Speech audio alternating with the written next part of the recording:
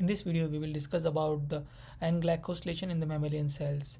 In some of our previous videos, we have discussed how this N-glycosylation works in the case of endoplasmic reticulum with the help of intracellular lectins, that is calnexin and calreticulum. However, we have not covered in depth or in brief how this N-glycosylation or this further post-translation modification carried out in the Golgi apparatus, and which finally leads to the different kind of carbohydrate structures uh, around the on the asparagine X serine theorin residue of the proteins. So let us begin to understand how this N-glycosylation works in the mammalian cells. So this we have already covered, that is this dolichol precursor, and this mannose, till this mannose part, the dolichol precursor formed in the cytosol. After that, these three glucose monosaccharide are added when there is when this dolichol precursor carbohydrate structures is transferred within the endoplasmic reticulum. So this whole carbohydrate structures will then bind to the asparagine X and serine theorin sites with the help of this oligosaccharide transferase. After that, this mannose trimase occurs with the help of glucosidase and mannosidase, and these structures we will obtain, that is which is devoid of this glucose monosaccharide, and at the same time some of the mannose are also trimmed off. Finally we are left with this 5 mannose and 2 glycan structures, carbohydrate structures, and these things are all done in the case in the endoplasmic reticulum. And if the protein acquired a native structure, then they will move forward into the Golgi apparatus for further post-translation modification, and that even include the further modification of these carbohydrate structures.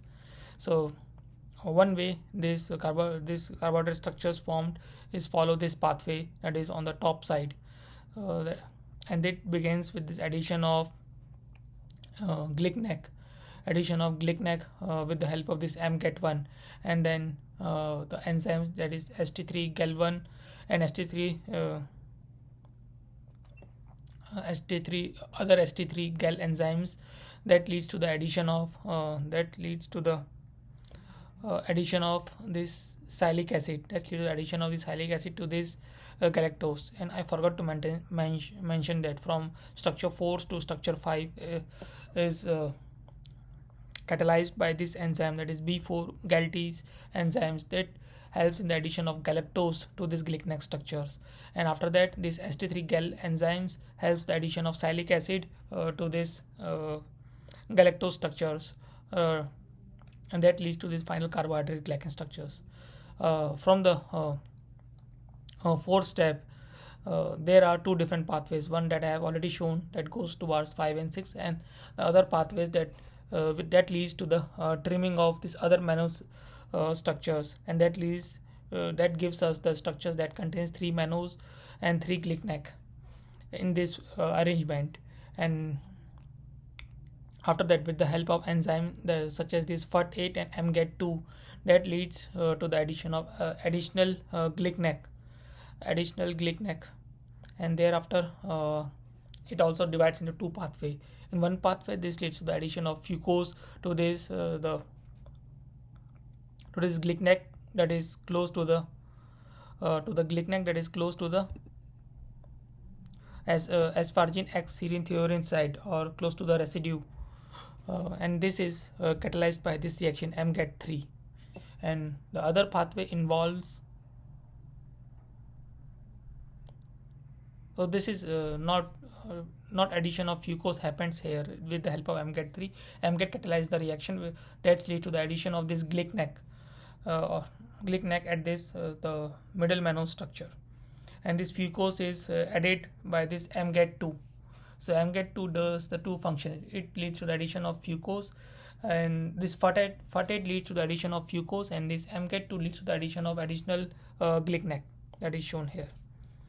So now it is clear. And after so one of the possibility from structure 8 is to go to the structure 9, and another possibility from structure 8 is go to the structure 10 with the help of enzyme this MGET5. MGET5 leads to the addition of additional glycneck, and that we can see here. It leads to the structure formation of this with the addition of beta 6 glycneck at the beta 6 linkage, and thereafter with the help of this other B4 galactase enzyme, as we know that from here that B4 galactase enzyme leads to the addition of galactose. So here also B4 galactase enzyme leads to the addition of galactose on the glycneck,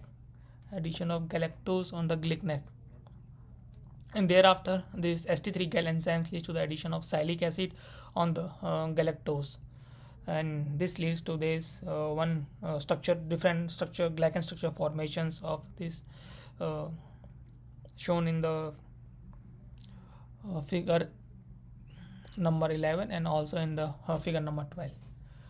However, instead of going to this figure number 12, sometime it will also goes towards this figure number 13, and this reaction is catalyzed by the enzymes, that is glycotransferase, that is glycneck transferase or galactase transferase, that leads to the sequential addition of